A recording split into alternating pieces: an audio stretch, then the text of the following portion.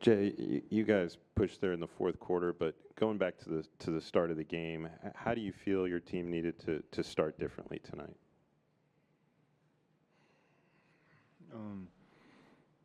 I think it's an intentionality to come out with energy and purpose. We talked about it. We knew they're on a back-to-back. We know that's the toughest thing about back-to-backs is traveling, getting your rest, and then coming out and having that same burst of energy for 48 minutes to a game.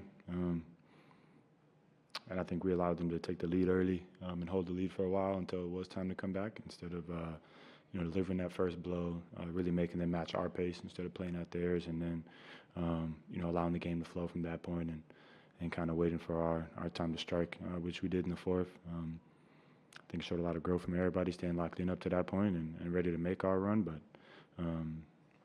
you can be better coming out. You can be better in certain stretches so that that run that we make isn't to tie it up. That run that we make is to go up 4, 6, 8, and be in control of the game. So obviously we can be better in spots down the line.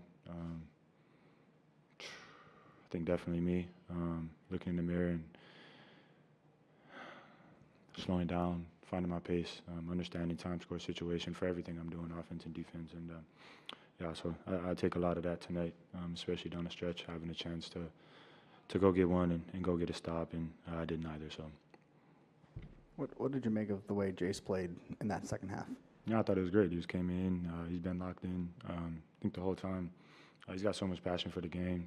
And you don't want him to lose that. So I was glad he got to come in and play and hoop freely. And he changed the game, from his couple stops he got, just his energy on the defensive side. You see him getting out to run. And I think offensively he was real decisive, whether it was driving, kicking, causing problems, to find his spray outs and find cutters. So I think he played a great game. I'm actually really proud of him. And, obviously, losses suck and we can get better, but I thought he was a very, very bright spot tonight. Jalen, in your view, what made De'Aaron such a difficult cover tonight? Is it a symptom of the kind of caliber of player he is, or was there certain actions that they were running that you guys were struggling with? Like, what did you see? He's a good player. Gets downhill, gets to his spots, plays at his speed. Things that all point guards, should look at, watch, and try and replicate. I think he did a good job of that tonight. Sent it to the free throw line a couple too many times, myself included, in a couple of those. So I think as you look at it and you watch the game, I thought he was pretty comfortable for the most part of it. So I think in going forward, watching the game back and trying to find ways to disrupt the rhythm of guys like that, lead guard, ball handlers, who create a lot for their team. He did a solid job tonight of doing everything that was asked of him. So I think we can be better. I can be better. Sometimes you got to give a guy credit. Spurs seem to turn to that zone defense in that second quarter. How difficult is it to break a zone when you're not hitting the shots as frequently as you want to? I think it's just, how much the ball is moving. I think more so than, obviously you have to make shots to get a team out the zone, but being intentional about moving the ball, finding our spacings to attack the weak points of it. More actions, more passes, hurt a zone. I think we just took a little bit too long getting into our stuff as we've seen it.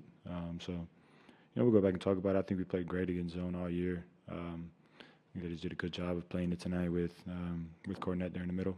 And we'll find different ways and different opportunities to keep attacking zone. But I think we've been pretty good so far. So really just emphasizing things that we've been doing: ball movement, finding spots, finding the weak points, and executing. Coach mentioned this after Monday's game, mentioned again after tonight's game, that you have to kind of guard against flipping the switch or feeling that you can flip a switch. How do you guard against that and prevent kind of efforts like this, especially early, from happening regularly or happening again? You repeat that? My bad, I got fucked up. How do you prevent kind of this idea or this thought of being able to flip a switch, being able to come back late in a game from happening again or happening repeatedly?